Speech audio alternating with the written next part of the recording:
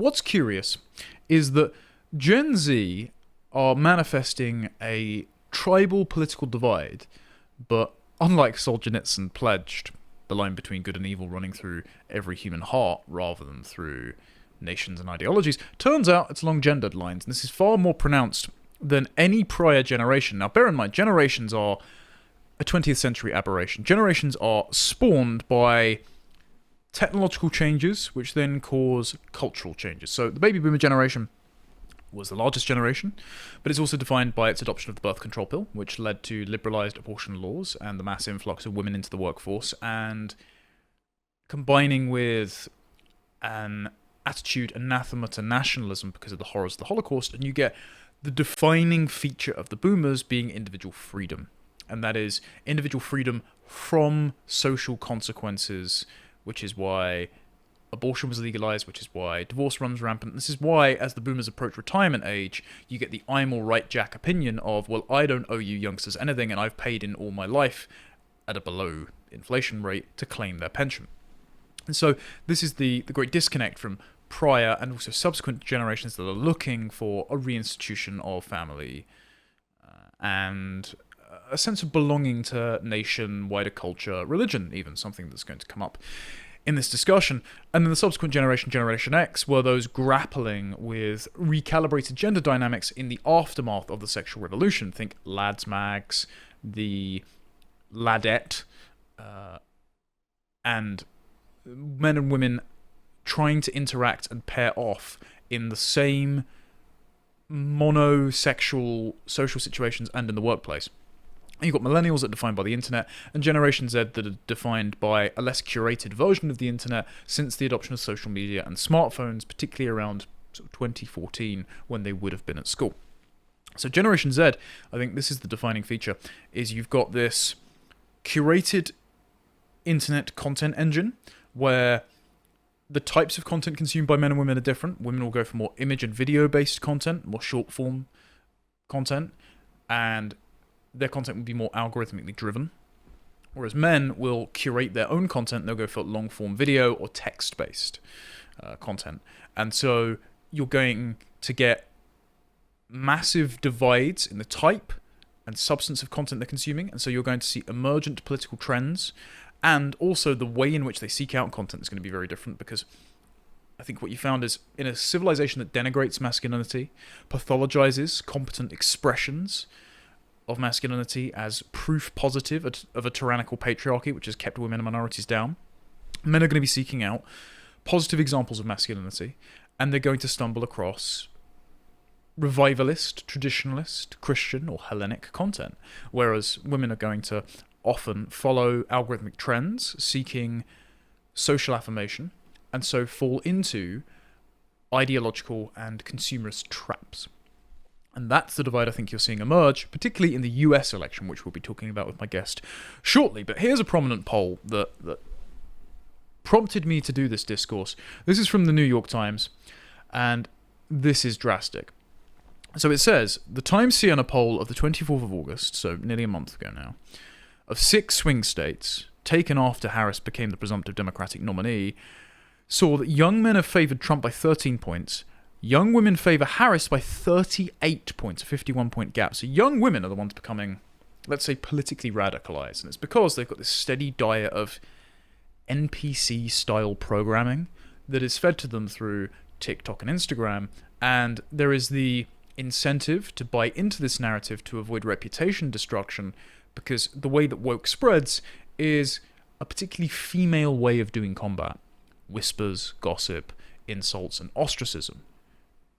None of the people, despite Antifa's best efforts, on the woke liberal side, would survive a scrap with most of the more muscular, competent right-wing men, especially the ones that are interested in not just fitness, but, let's say, training like you're ready for the military, putting ourselves through the ringer, voluntarily embracing hardship because modern life has become so comfortable that it feels like it estranges us from our bodies and our natures.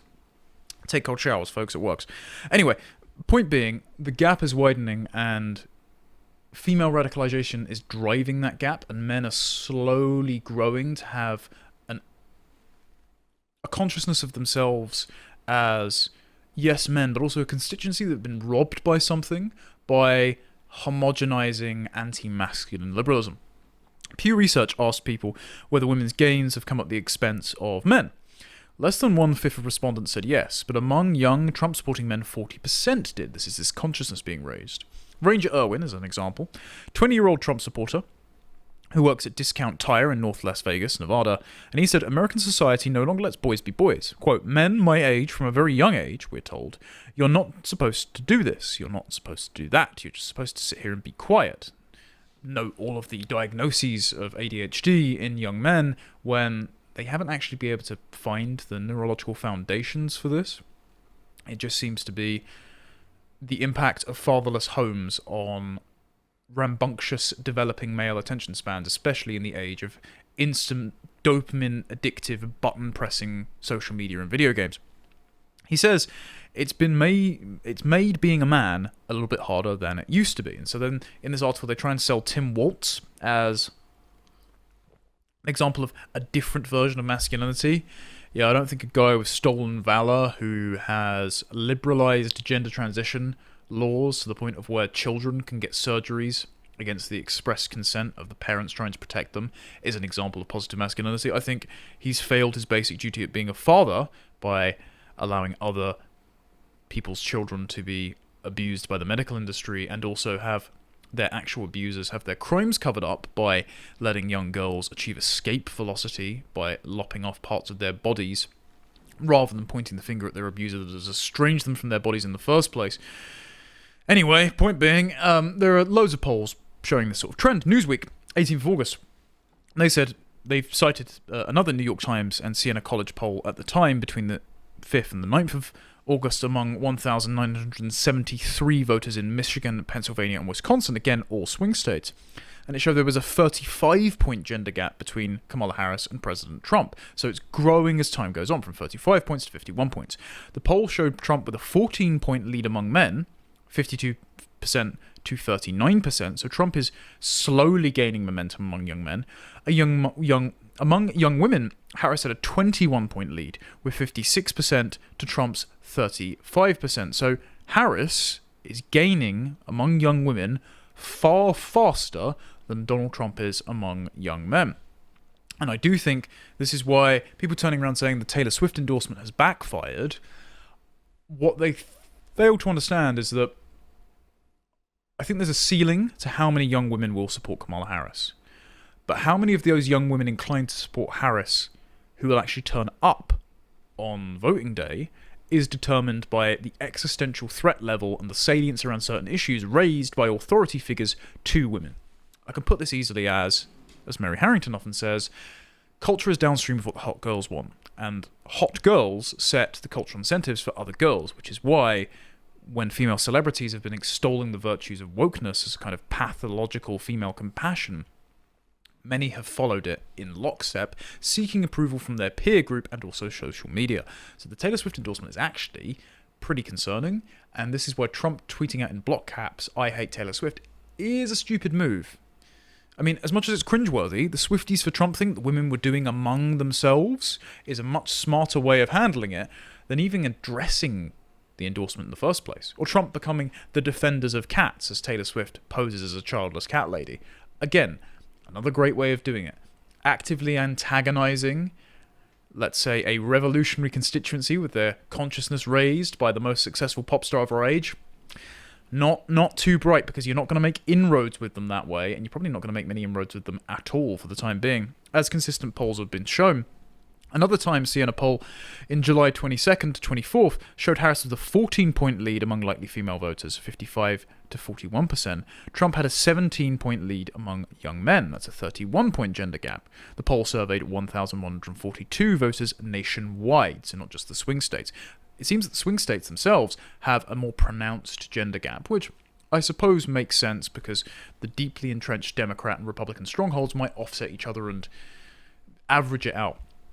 The swing states is where the gender gap is most manifest, and it seems that young women are radicalizing a lot more, perhaps because, as we see with abortion being a very salient issue for them, they're conscious that in their state, their abortion access is essentially a toss-up, because they know that whether or not their state is won by a Republican legislature, it might well be taken away. So because that threat is more prominently in their minds, they're more likely to be all in for Harris without even needing to be paid to attend one of her rallies, for example. The gender gap was even bigger in a Quinnipiac University poll, which Harris had a 16-point lead among young women, 56 to 40%. Men sided with Trump by 23 points for a 39-point gender gap. Again, that's nationwide. A merger of Wall Street Journal polls in February and July, and February being before Kamala Harris stepped into the race, showed that if Trump continues to win support from a majority of men under 30, as he was before President Joe Biden dropped out of the race, young men could favour Trump in this election, with men under 30 backing Trump over Biden at the time by 14 points. In 2020, young men backed Biden by 15 points, according to AP VoteCast estimates. Again, estimates because so many things were strange about the 2020 election that we can't exactly get precise results. All we know is that it was the most safe and secure election in American history, and that's why Biden got more black votes than Obama in Detroit. Yep, all sounds good to me. But point being, lesson from this is that Trump behooves himself by attacking Kamala Harris's voter-based constituency and those endorsing her. Instead, what he could do is, one, win on raw mean power, but two, raise the consciousness of those left behind white working class voters, the sort of people that J.D. Vance speaks to. If J.D. Vance is an asset beyond just bringing in sensible staffing choices and a Project 2025 style, and the actual one, not the one that Kamala Harris makes up, revolutionary reconstitution of an American government which is set at the odds of the Democratic mandate afforded to Donald Trump in his last term, if J.D. Vance brings an extra good thing, it is that he can speak to the concerns of those people who are less likely to vote because they feel disenfranchised by the uniparty that sold their manufacturing capacity down the river. However, what Trump also needs to do is speak to those young white men. Every other constituency, and we use white here because it's America, and so you can't just say young American men, because black Americans are, of course, Americans. They were there at the founding, so, you need to disaggregate between black and white, because black and white is a weird Americanism. We don't use that in England. We'd say young Englishmen or young Scotsmen. Anyway, point being, every single other client group has a patronage scheme. They will conduct various adverts in Spanish, even though English is the official language of the United States, to pander to Hispanics. They will do permissive immigration laws to pander to Hispanics with the idea that they will be able to import and give amnesty to their family members. Trump keeps going around talking about illegals taking black jobs. He's not saying white jobs. He's saying black jobs because he's trying to make inroads with the black Americans who almost unanimously vote for Democrats. I would say it's a much more sensible electoral strategy to talk to the disenfranchised white men who are demonized by every institution, because they're not going to go anywhere else. They're just not going to vote otherwise. And I think you can easily capture those. So the gap's widening with time. We've got a CBS News poll here. There are some interesting graphics that I can get up. This was on the 18th of August as well as that Newsweek article. And so this is likely voters, battleground states. It's 50-50. There's 51 nationally, 48 for Trump, according to CBS News. There's a new poll today from Nate Silverman, who got 2016 very wrong, so beware your optimism, but he has Trump winning nationally, which would be surprising. But if you look at the intentions between men and women, it's 54 for Trump for men to 45 for Harris, and 56 for women for Harris, and 44 for Trump. It seems to be that single childless women, as J.D. Vance said, are going to vote overwhelmingly for Harris, and that number is increasing, as we see in the UK. 50% of women have hit 30 without any children. Unplanned childlessness is the driver of birth rate decline across the world, and so the women that have already got children and already married are more likely to vote Republican, but the number of women and the age at which women do not have children, do not settle down, and so therefore more dependent on the government and also progressive policies to allay their ailing consciences, that age is going up, that bracket is getting larger, and so Kamala Harris's voter constituency is also getting larger, and that's why you're seeing that massive swing towards Harris. It's also why you saw a massive swing in the 2022 midterms. I think it was 68% of childless single women voted for Democrats. So again, that is just a client block, and the Democrats very well know it, given their constant campaigning on abortion. Trump voters think gender equality efforts in the US are going too far, 83% to 15%, whereas Harris voters think they're not going far enough, 85% to 15%. That is an incommensurable values distinction. Thank you for watching that clip from Tomlinson Talks. If you liked that and you would like to see more, you can get the full 90-minute show every week on a Wednesday afternoon, live from 3 p.m., only on lotuseaters.com, and all of the other content that my colleagues produce behind the paywall for as little as £5 a month. Thank you very much for supporting us, and I hope to see you there. Until next time, goodbye.